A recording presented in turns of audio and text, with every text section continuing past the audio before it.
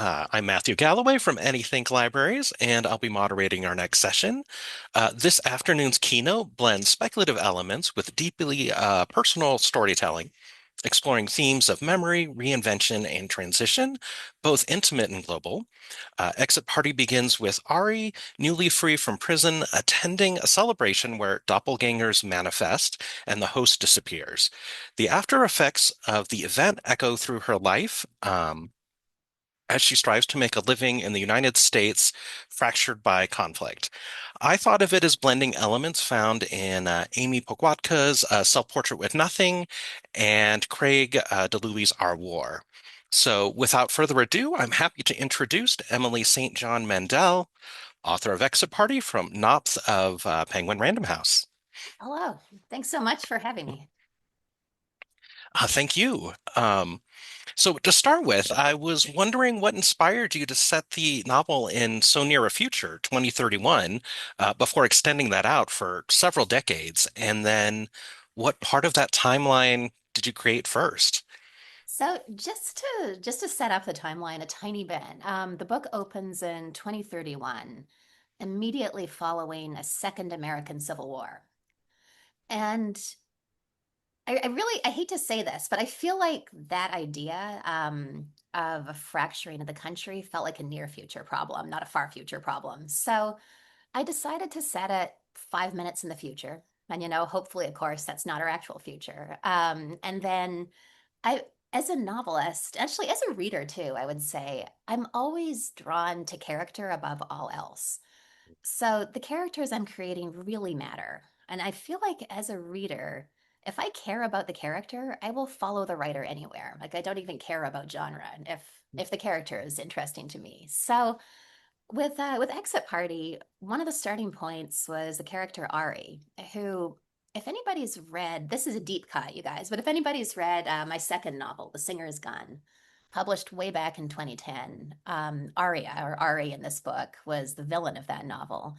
She was just a character who I found really compelling and wanted to follow and see what her life might be like after a very long prison sentence. So I started in 2031 for near future political reasons. And then I was interested in just following the arc of that life. So I think we go up to about 2065 in Paris, something like that. It's yeah, there's a long scope of time in this novel.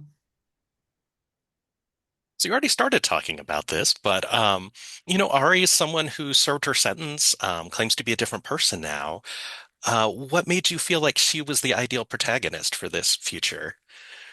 There were a couple of reasons. I think an uncomfortable truth that Ari has to reckon with throughout her life is that on the one hand, the story she tells herself and others is, I'm not that person anymore, which is to say, I'm not the same person who committed the crimes outlined in The Singer's Gun, which I just want to be clear, you don't have to have read that book. That's just deep backstory. Exit Party absolutely stands alone. So, on the one hand, she wants to believe that she's no longer that person.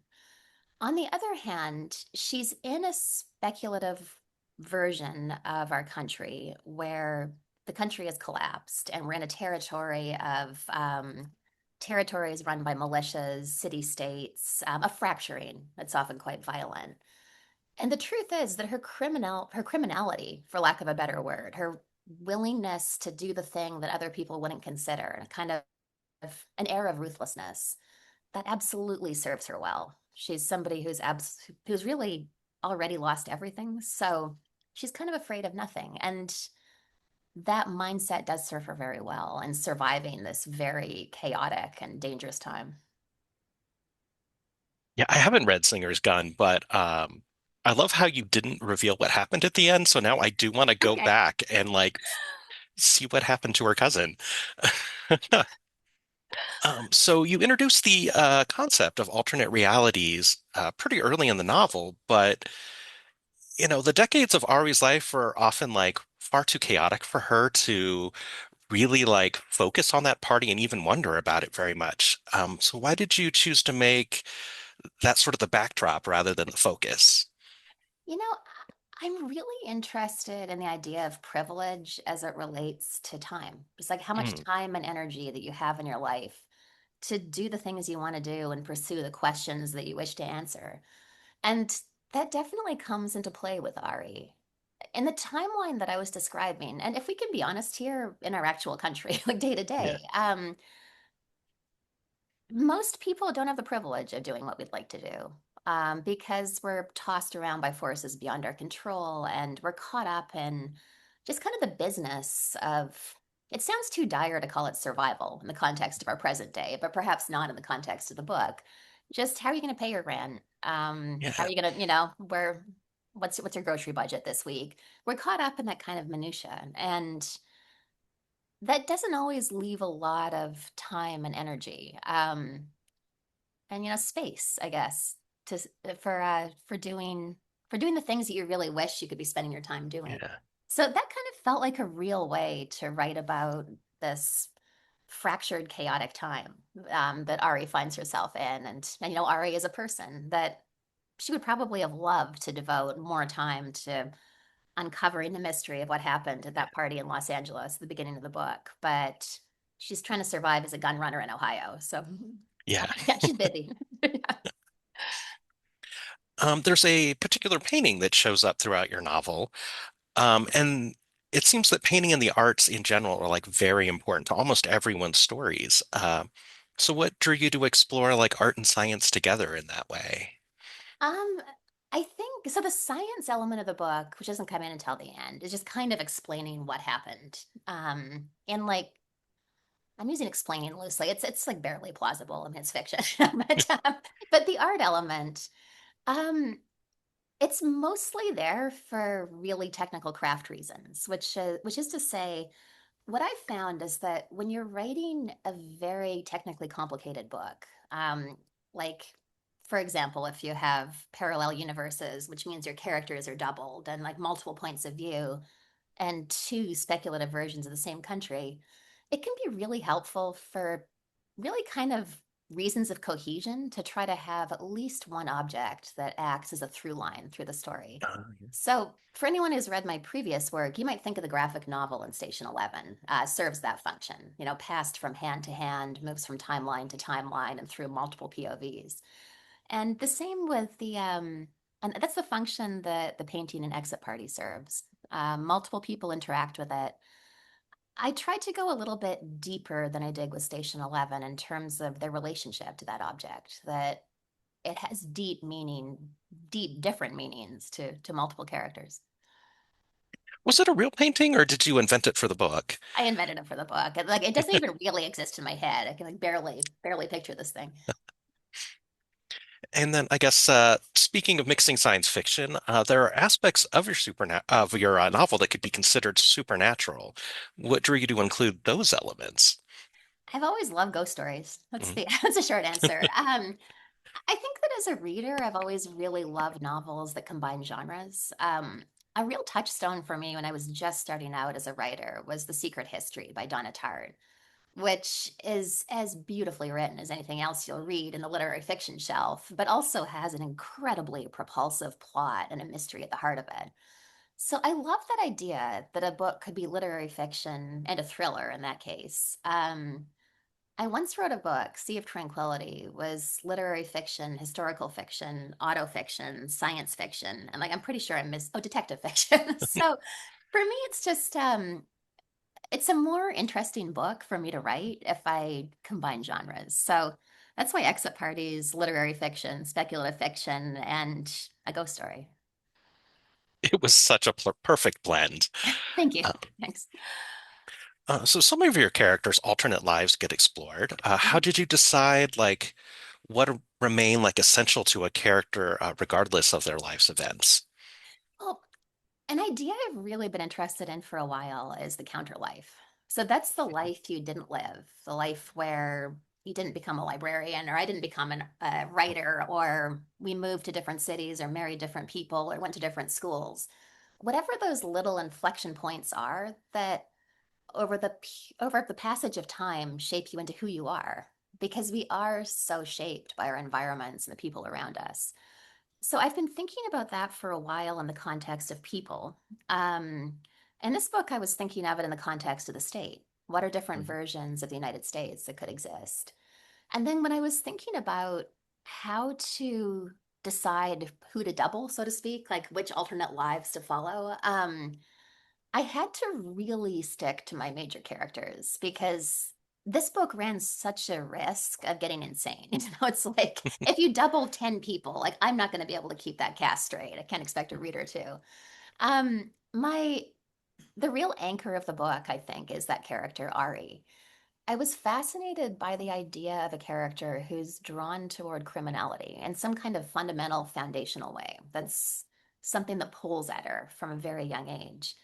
And if you're that person, it seems to me you kind of have a choice. You could become a criminal or you could become the police. And in this book, we see both versions play out. And I was just really interested in that idea of showing the kind of flip side of a person.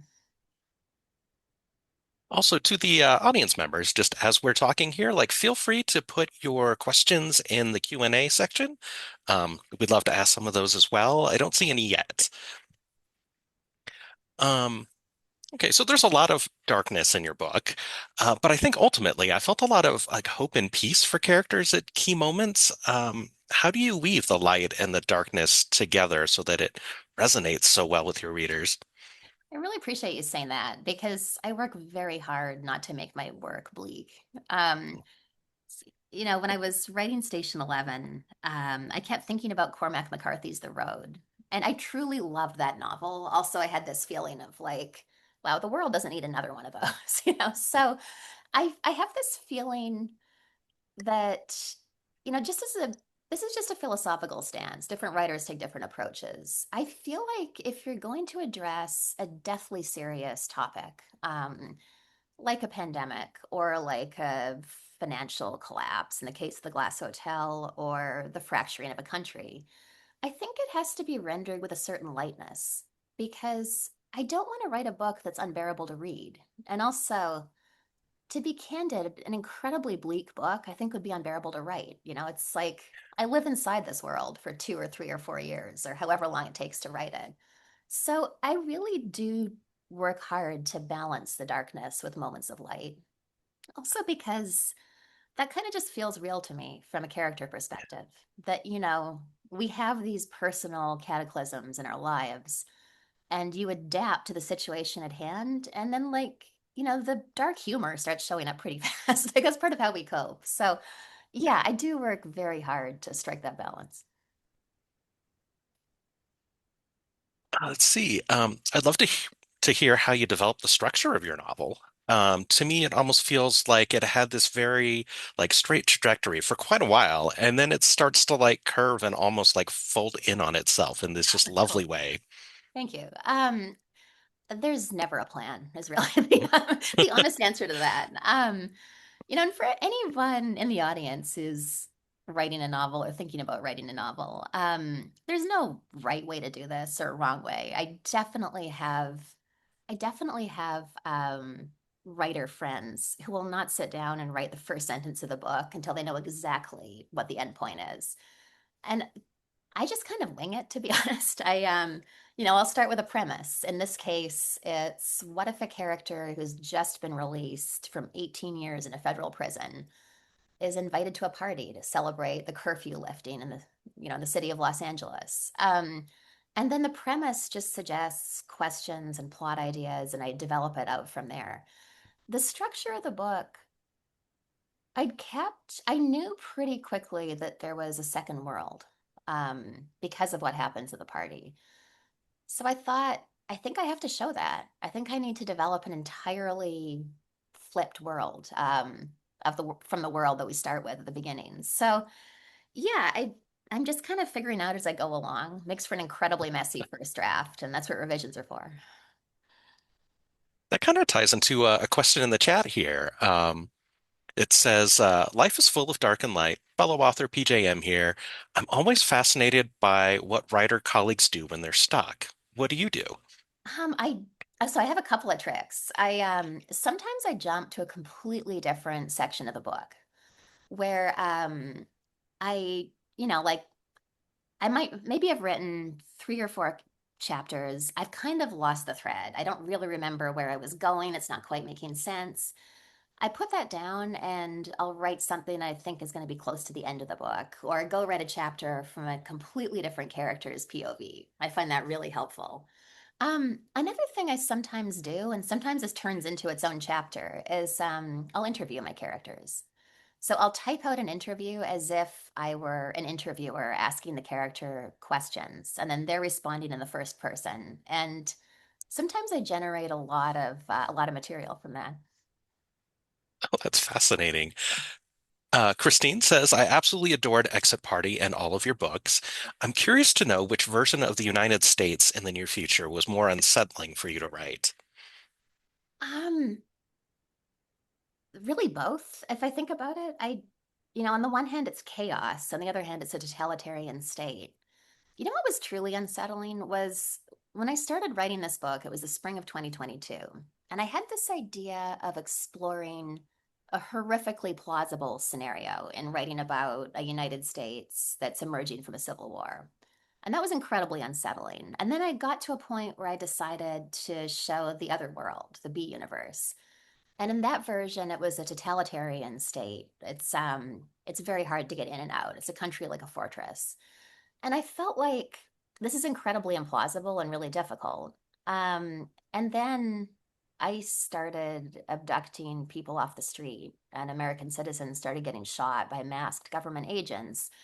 And by the time I finished this book, which was not that long ago, I had this feeling of struggling to stay ahead of the news cycle in the B universe, the state where we feel the state, where it's this incredible force of control, and there's the kind of subtle violence of people disappearing. So that was the truly unsettling point in writing the book, when the B universe and our actual country started to come together.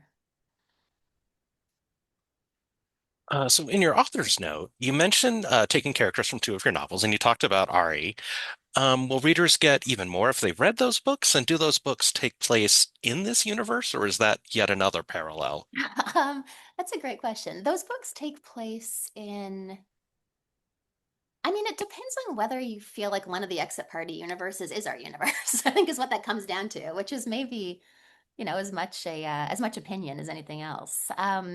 I saw The Singer's Gun and The Glass Hotel, the two books with character overlap with Exit Party, as taking place in the same world as the Zoom event. What inspires you to bring back those characters and create those connections between your novels?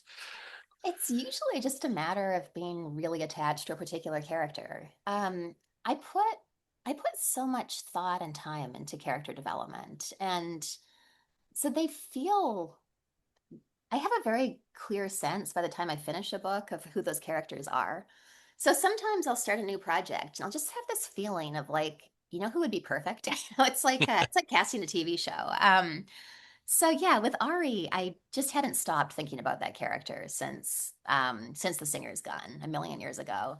And then the other character overlap is much more minor. It's that painting you alluded to earlier is painted by the fictional painter Lucas Alcaides, who is Jonathan Alcaides' younger brother in The Glass Hotel. Um, to be honest, I needed a painter. I thought it would be kind of interesting and cool to just create a little connection between books here. Oh, we just had another question pop up. In your previous books, especially Station 11 and The Glass Hotel, I felt echoes of Octavia's work, especially Parable of the Sower and the Talents. Sower. Is she one of your influences? And this is from Mara. I love Parable of the Sower. It's such a dark, fascinating book. I don't feel like she's a direct influence, but she is someone who I deeply respect. So are there other stories that you do feel like your novel is like in conversation with? Exit Party specifically, or just kind of generally across works? But I guess generally. Okay. Yeah, there's a book I read when I was 14 years old. So like this is going way back. And at that time in my life, I was convinced I was going to be a dancer. And like I did dance professionally for like 10 minutes, but it wasn't a long career. When I was 14 years old, I asked for and received Michael Ondaatje's The English Patient for Christmas. And that was the book where I feel like I learned how beautiful prose can be. That Mhm. book was a huge influence on me. I think I've also been influenced by Zadie Smith. The incredible deftness and the balance of light and darkness in White Teeth. It's something I think about a lot, her debut novel. So those are two major ones. Also, Dan Shawn is a big one for me. And anyone who's unfamiliar, I think he's underrated and should be read more. That last name, Shawn, it's like chaos, but with an N. Sorry, with an N instead of an S at the end. He wrote a book called Await Your Reply in, I want to say 2011. It was a while ago. Oh, I see that comment. Yeah, he is from Cleveland. Yeah, he's amazing. And that book, I felt like it showed me a whole new way to structure a novel. And it was kind of an incredible jumping off point for me and like thinking about the possibilities of the novel form. So, yeah, I think those are the big ones for me at the moment. Okay, from Gina, we've got jumping back a bit when reality and the fictional worlds you're writing about collide. How do you take breaks or take care of yourself as all of that becomes increasingly heavy? Or is it cathartic to write about these scenarios as it allows you some measure of control that you don't get in reality? Also, love, love, love your work. Thank you. I really appreciate that. Yeah, it is cathartic. Um, it's it's a way of thinking about the situations that we're facing and the world that we're in for me, to write about it. Um, it's also Yeah, I think that's it for me. It's like it is also just helpful to have that feeling of control, in a very politically volatile moment. Or you read the news every day, and like it's never good news. It's just bad news. And so, being able to, yeah, I think you put it well. Being able to exert some control over some little part of the world, it is helpful. Patricia would like to know what's a genre or direction that you haven't taken yet that you're kicking around? Um, I don't think there's one I haven't taken that I actively want to take at the moment. Or it's like the genres that I haven't tried yet. I think it's basically just like horror and romance. Those aren't really my thing. I guess I could imagine fantasy at some point, but I'm yeah, I've tried so many genres. I feel like there isn't really one that I've been dying to do that I haven't done yet. Then, well, there are definitely some horrific things in this one. Well, totally, but like no monsters. Christine says, your novels are so complex. Do you start with detailed outlines, or is there an element of pantsing in your process? Pantsing. I am winging it and making it up as I go along.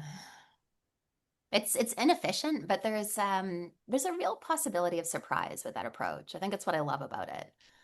I think that if I were to plan out a novel before I started writing, it wouldn't ultimately be as interesting as the book that I kind of discover as I'm going along. Okay, so it looks like we got about 5 minutes left.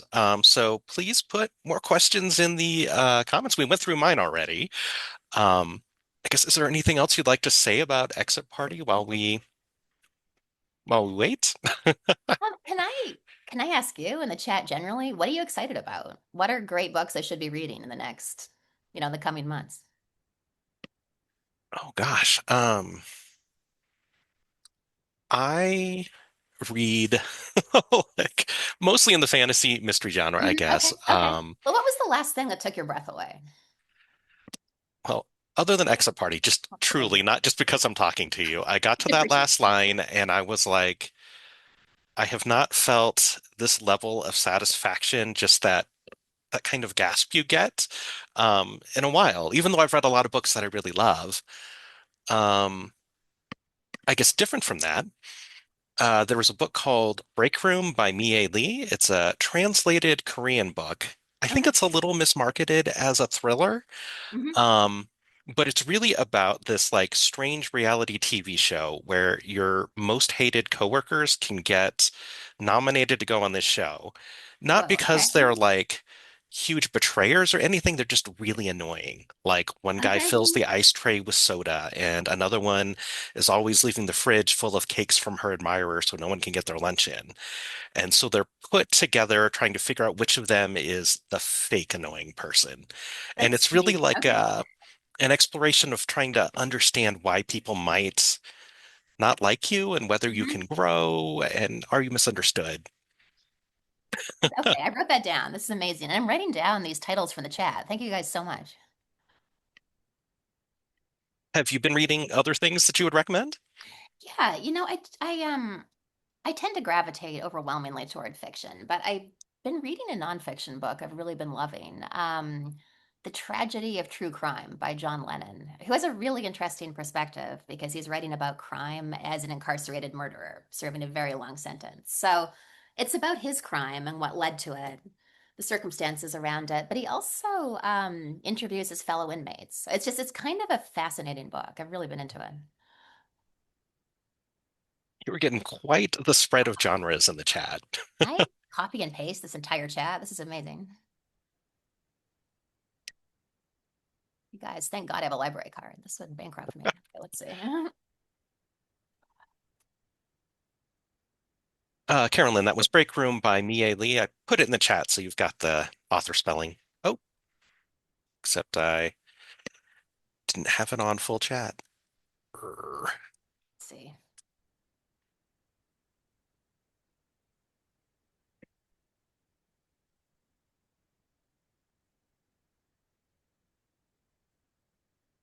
Yeah, you can definitely trust librarians to I have know, they're the best. Oh, can I tell you guys an amazing work of fiction I read recently? Um, Fourth of July Creek by Smith Henderson. I remember when it came out because it was like around the same time as Station 11, and I feel like we were on the same circuit. I remember running into him at a book festival in Austin or something. But I just got around to reading it, and I thought it was incredible.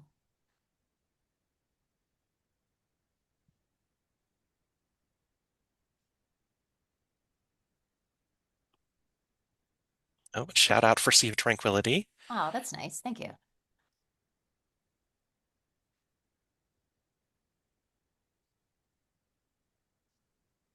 Oh, and then Rebecca's telling people that you can save the chat by clicking the three dots next to it. So if you want to have a list of all of these. Oh, I saw a question pop up. How do you juggle genre while drafting? Um, I used to really worry about genre and being taken seriously as a novelist if I wrote in the wrong genre. And then the pandemic hit. I was in New York City for the duration, which was as terrible as you'd assume from the headlines. And I had this feeling of like, you know what? I'm just gonna write whatever genre I want. And that was how Sea of Tranquility came about. I was like, I'm gonna write about a time traveling detective because why not? And that was kind of a freeing experience. So I think I don't really worry about juggling genre. I'm just trying to write the best possible, most interesting book and that I can. And if that swerves between genres, that kind of just kind of makes it makes it more interesting. Looks like we have one last question. With the darkness in your books, do you ever have nightmares? No, I don't have that many nightmares in general. I do sometimes have trouble sleeping though. You know, I'm lying awake at 3 in the morning thinking through apocalyptic scenarios. But candidly, like, so is everybody else I know. So do with that what you will. And I think that's time for us. So All just right. thank you so much, Emily, for talking to us. The conversation was fantastic. And thank you to all the librarians who joined us today. Our next two panels will be Debuts Breaking Through and Searching for the Summer. Have a great afternoon. Thank you so much.